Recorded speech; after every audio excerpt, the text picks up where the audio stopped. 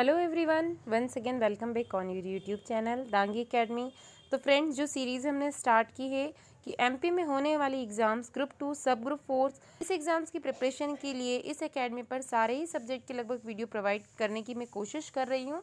तो आज की इस वीडियो में आप देखने वाले हैं साइंस के क्वेश्चंस, जो कि अदर कॉम्पिटिशन एग्जाम्स के पॉइंट ऑफ व्यू से भी काफ़ी इंपॉर्टेंट होने वाले हैं फ्रेंड्स।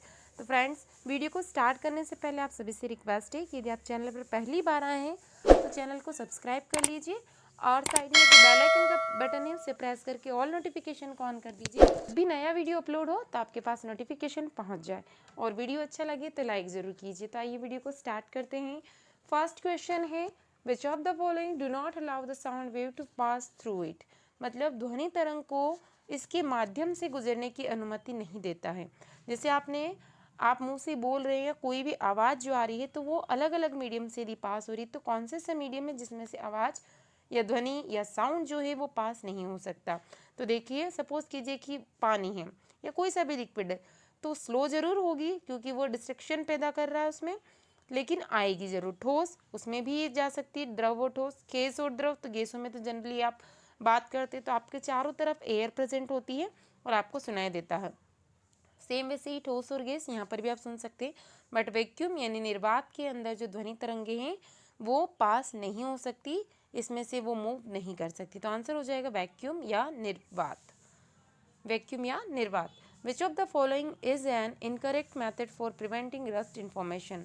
जंग के निर्माण को रोकने के लिए निम्नलिखित में से कौन सी एक गलत विधि है, यानी कौन सी ऐसी विधि है जिसे आप यूज़ करके रस्टिंग को नहीं रोक सकते, उसके बाद भी रस्टिंग, उसके बाद भी जंग लगना होगा ही होगा। क्रिस्टलीकरण, लोहे की सतह पर पेंट लगाना, गैल्वेनाइजेशन या कलाई चढ़ाना। तो देखिए, इसमें से क्या हो जाएगा कि जो लोहे की सतह पर पेंट लगाना, जैसे आपके घर में भी दरवाजे खिड़कियाँ होंगे, यदि वो लोहे की बनी हुई तो उस पर पेंट किया जाता है जिससे कि उन्हें जंग लगने से बचाया जा सके। गैल्वेनीकरण या गैल्वेनाइजेशन यानी जिंक की लेयर चढ़ाना, इससे भी उसको जंग लगाने से बचाया जा सकता है। या कलाई चढ़ाना या टिन की प्लेटिंग करना, इससे भी उन्हें जंग लगने से बचाया जा सकता है। टिन प्लेटिंग क्या होता है, जो टीन की चद्दरें आती हैं, आपने देखा होगा उनकी सरफेस पर एक शाइनी पेंट लगा होता है, उसी को कहा जाता है टिन प्लेटिंग। बट क्रिस्टलाइजेशन या क्रिस्टलीकरण क्या होता है कि कोई भी, जैसे शुगर है वो उसको आपने डिज़ोल्व कर दिया वाटर के अंदर, और जब उसमें से जो वाटर है वो चाहे वेपराइजेशन या इवेपरेशन प्रोसेस के थ्रू वेपर में कन्वर्ट हो जाएगा, और जो शुगर है वो ऑटोमेटिकली उसके क्रिस्टल के फॉर्म में कन्वर्ट हो जाएगी। उस प्रोसेस को कहा जाता है क्रिस्टलीकरण, यानी क्रिस्टल में कन्वर्ट करना। आप जनरल ऐसे समझ सकते हैं, क्रिस्टल में कन्वर्ट करना। तो पानी की जगह अदर लिक्विड भी हो सकता है, बट आपको एट द एंड प्रोडक्ट क्या बनेगा, क्रिस्टल के फॉर्म में। तो इसके थ्रू आप जो लोहे की आपके पास में कोई भी चीज़ है उसको आप रस्टिंग से नहीं बचा सकते। में मौजूद वायुमंडल में मौजूद जलवाष्प की मात्रा है, is the measure of water vapour present in the atmosphere. आर्द्रता, घनत्व, गुरुत्वाकर्षण या हवा की गति, यानी जो जलवाष्प है वो किस फॉर्म में प्रेजेंट है, या आप मेजर करते हो वाटर वेपर को तो किस फॉर्म में, या उसे क्या कहते हैं, उसका एक वर्ड आपको बताना है। तो कुछ क्वेश्चंस ऐसे होते हैं कि उनका यदि आप इंग्लिश कन्वर्सेशन पढ़ लोगे तो आपको ज़्यादा अच्छे से वो समझ में आएगा। तो देखिए, ह्यूमिडिटी या आर्द्रता को कहा जाता है जनरली, जलवाष्प जो है उसे हम क्या कहते हैं, आर्द्रता या ह्यूमिडिटी। ह्यूमिडिटी है बरसात के दिनों में बढ़ जाती है और गर्मी के दिनों में जो है वो कम हो जाती है। ऐसे पदार्थ जो आंशिक रूप से प्रकाश को अपने माध्यम से गुजरने देते हैं उन्हें क्या कहा जाता है, यानी कि आंशिक रूप से। देखिए यहाँ पर ये बिल्कुल आप अच्छे से पढ़िए, आंशिक रूप लिखा है यानी पार्शली अलाउ कर रहे हैं, कंप्लीटली नहीं कर रहे हैं। तो जैसे प्लेन मिरर आप ले लीजिए, प्लेन ग्लास जिसको हम कह सकते हैं, यदि इसमें से आप लाइट को पास करेंगे तो कंप्लीटली ये पास कर देगा, तो इसे कहा जाता है पारदर्शी या फिर ट्रांसपेरेंट। और जैसे कि आप सपोज कीजिए आपने यहाँ पर कोई एक बर्तन ले लिया है या कोई ऐसी सरफेस ले ली है, प्लास्टिक की सरफेस ले लीजिए, तो वो क्या कर रहा है कि लाइट को बिल्कुल भी पास नहीं होने दे रहा है और इसके पीछे आपको शेडो का फॉर्मेशन होता हुआ दिखाई देगा। इसे कहा जाता है ओपीक या अपारदर्शी।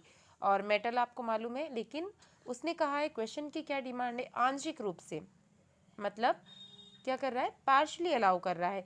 तो आपको बहुत लाइट शेडो दिखाई देगी, यानी कुछ अमाउंट में वो पास कर देगा लाइट को, तो इसे कहा जाता है ट्रांसलूसेंट सब्सटेंस या पारभासी।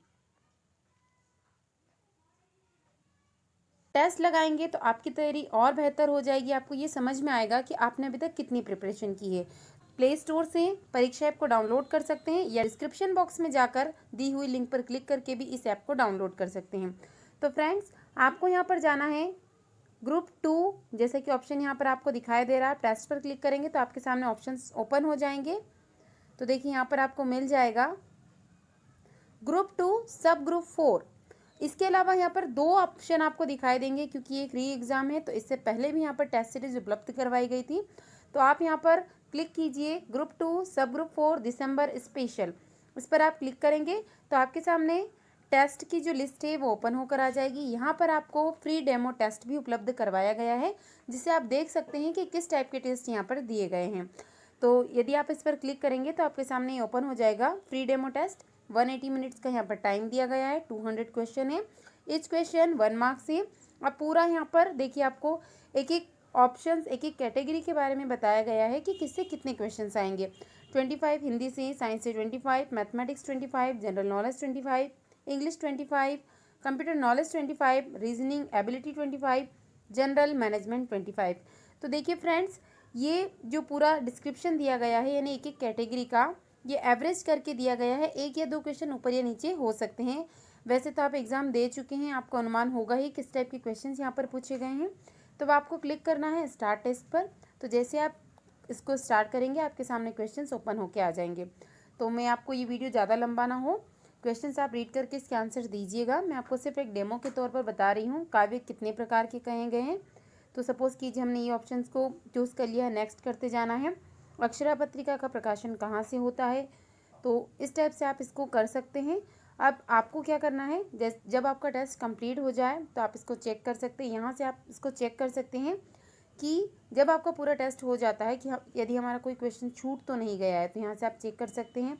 ऐसा ही आपने एग्ज़ाम में भी देखा होगा, वहाँ पर भी इस टाइप के ही ऑप्शन दिए हुए होते हैं। साइंस एक एक कैटेगरी का ऑप्शन उपलब्ध है इसमें भी, टेस्ट के अंदर भी। तो आप देख सकते हैं कि कोई क्वेश्चन आपका छूट गया है या आपने मार्क किया है, इसको बाद में देखने के लिए है, किसी का अनआंसर्ड आपने किया है या किस क्वेश्चन पर आप एक्टिव हैं।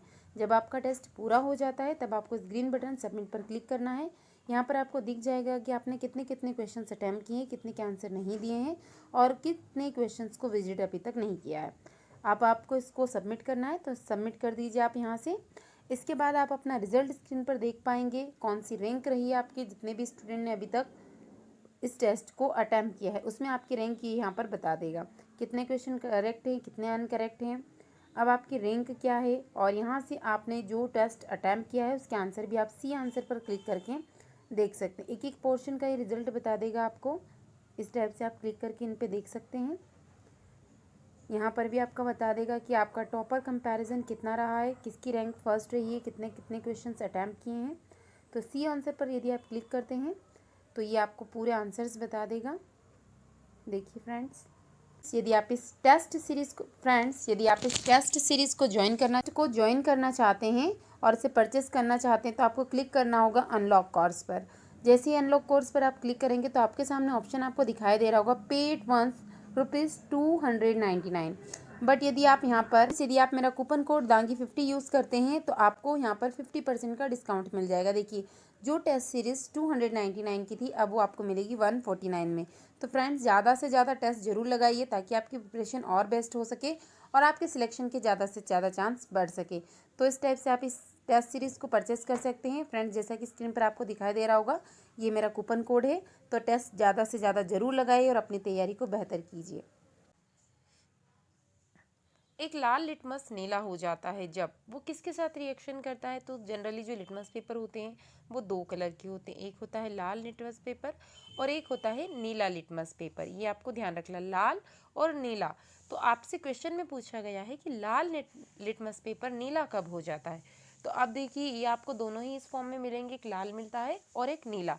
तो आपने बेसिक क्लासेस में, ये छोटी क्लासेस में ये पढ़ा होगा कि यदि जो लिटमस पेपर है वो एसिड और बेस पड़ा होगा, एसिड के साथ में यदि आप नीला एसिड में डिप करेंगे तो वो कैसा हो जाएगा, लाल। और बेस में यदि नीले को डिप करेंगे तो वो नीला ही रहेगा। ये इसमें आपको कन्फ्यूज़न क्रिएट बिल्कुल भी नहीं करना है अपने माइंड में। तो लाल लिटमस पेपर नीला कब हो रहा है, बेस के साथ में, यानी क्षार के साथ में। बट यदि आप नीला लिटमस पेपर क्षार में यदि डीप करेंगे तो उसमें कोई भी चेंजेस नहीं होगा। यदि क्वेश्चन इस टाइप से आए कि नीले लिटमस पेपर को क्षार के साथ डुबाया जाए तो क्या रिएक्शन होगी, तो कोई भी रिएक्शन नहीं होगी। और यदि लाल लिटमस पेपर जो है यदि एसिड में डीप किया जाता है तब भी कोई रिएक्शन नहीं होगी। बट यदि नीला लिटमस पेपर को एसिड में डीप किया जाता है यानी अम्ल में, तो वो कैसा हो जाता है, लाल हो जाता है। ये रिएक्शन आपको ध्यान रखनी है। लाल को किसके साथ में डीप किया जाएगा, क्षार के साथ में, तो ये कैसा हो जाएगा, नीला। और यदि नीले को एसिड के साथ डीप किया जाएगा तो ये कैसा हो जाएगा, लाल। बट यदि लाल को एसिड में डीप करेंगे तो कोई रिएक्शन नहीं, और नीले को क्षार यानी बेस में डीप करेंगे तो कोई रिएक्शन नहीं होगी। एक वाहन द्वारा तय की गई दूरी को मापने के लिए प्रयुक्त होने वाले उपकरण का नाम बताइए। Name the device which is used to measure the distance covered by a vehicle. Odometer, speedometer, accelerometer या कैलोरीमीटर। तो आपने देखा होगा बाइक में, कार में ये लगा होता है ओडोमीटर, जो कि उस गाड़ी के द्वारा कितना डिस्टेंस कवर्ड किया गया है उसको मेजर करने का ये काम करता है। An element X from a group 14 of the periodic table combines with another element Y from group 17. What would be the molecular formula of the compound formed? तो यदि आप molecular formula कैसे फाइंड आउट करना है इसका video देखना चाहते हैं तो आपको प्लेलिस्ट में जाकर आप सर्च करेंगे तो आपको इसका वीडियो मिल जाएगा, जिसमें मैंने बहुत ही इजी ट्रिक से बताया है कि किसी भी सब्सटेंस का मॉलिक्यूलर फार्मूला आप कैसे निकाल सकते हैं। तो देखिए क्वेश्चन है कि आवर्त सारणी का जो समूह 14 है उसका एक तत्व X से और समूह 17 के अन्य तत्व Y के साथ वो कंबाइन हो रहा है। तो अब जो एक यौगिक का फॉर्मेशन हो रहा है तो उसका मॉलिक्यूलर फार्मूला क्या होगा। तो देखिए आपको मालूम होना चाहिए ये X है, X। अब इसका जो है आउटर मोस्ट या इसके जैसे इलेक्ट्रॉन फिलिंग होती है आउटर मोस्ट शेल की, वो आपको मालूम होना चाहिए। और वैसे ही मालूम होना चाहिए आपको 17 के आउटर मोस्ट शेल में इसके कितने इलेक्ट्रॉन्स फील होंगे। तो यहाँ पर क्योंकि आपको एलिमेंट का नंबर नहीं मालूम है तो आपको ये मालूम होना चाहिए कि ग्रुप 14 में कौन से एलिमेंट आते हैं, ग्रुप 17 में कौन से एलिमेंट आते हैं, और उनका जो आउटर मोस्ट ऑर्बिटल है उसमें कितने नंबर ऑफ इलेक्ट्रॉन्स फील होंगे। तो उसी के अकॉर्डिंग इसकी पेयरिंग होंगी यानी आणविक सूत्र या मॉलिक्यूलर फार्मूला। तो मॉलिक्यूलर फार्मूला हो जाएगा XY4। वह तारा जो स्थिर दिखाई देता है और रात्रि के समय आसमान में सबसे अधिक चमकता है उसे क्या कहा जाता है। तो उसका नाम है पोल स्टार या ध्रुव तारा।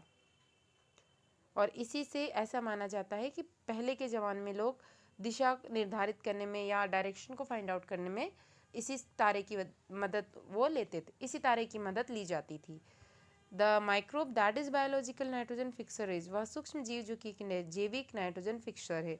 तो ये मैं आपको लास्ट वीडियो में बता चुकी हूँ। एक आपको मैंने बताया था नाइट्रोजन फिक्सेशन का काम करते हैं लेग्यूमिनेसी प्लांट के रूट्स में प्रेजेंट होते हैं और उस प्रोसेस को कहा जाता है सिम्बायोसिस, और वैसे माइक्रोबैक्टीरिया को कहा जाता है सिम्बायोटिक बैक्टीरिया। बट यहाँ पे है कि माइक्रो ऑर्गेनिज्म जो कि जैविक नाइट्रोजन फिक्सर है तो वो हैं ब्लू ग्रीन एल्गी, और ये फोटोसिंथेसिस की प्रोसेस कर सकते हैं और उसके थ्रू अपना जो खाना है खुद प्रिपेयर कर सकते हैं। Vitamin D is important for the absorption of, vitamin D के अवशोषण के लिए महत्वपूर्ण होता है, यानी इसके बिना आप विटामिन डी को एब्जॉर्ब नहीं कर सकते अपनी बॉडी में। तो उसे क्या कहा जाता है, मैग्नीशियम, फास्फोरस, कैल्शियम या आयरन। तो कैल्शियम क्या है, आपकी बॉडी में विटामिन डी को एब्जॉर्ब करने में हेल्प करता है। यदि कैल्शियम की कमी होगी तो आप विटामिन डी को एब्जॉर्ब नहीं कर पाएंगे। The organisms that prepare their own food are called, वह जीव जो अपना भोजन स्वयं तैयार करते हैं उन्हें क्या कहा जाता है। तो आपको मालूम होगा खुद अपना खाना बनाने वाले को कहा जाता है स्वयंपोषी या स्वपोषक, या इंग्लिश में से कहते हैं ऑटोट्रॉप, और जो दूसरों पे डिपेंड होते हैं उन्हें क्या कहा जाता है, हेट्रोट्रॉप्स कहा जाता है।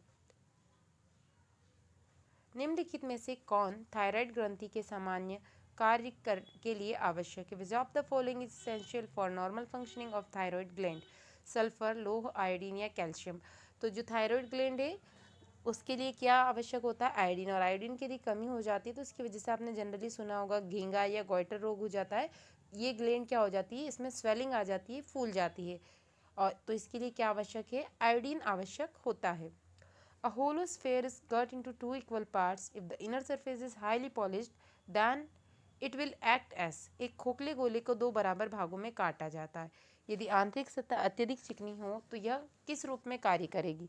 तो जैसे सपोज कीजिए कि जैसे आपके पास जो बोल होती है उसी को आप इमेजिन कर सकते हैं। अब इसको आपने ऐसे काट दिया और जो इनर लेयर है इस पे शाइनी सरफेस है, ठीक है, यहाँ पर पेंट है दोनों साइड में। तो अब ये किस टाइप से काम करेगा? अवतल लेंस, अवतल दर्पण, उत्तल दर्पण या समतल दर्पण।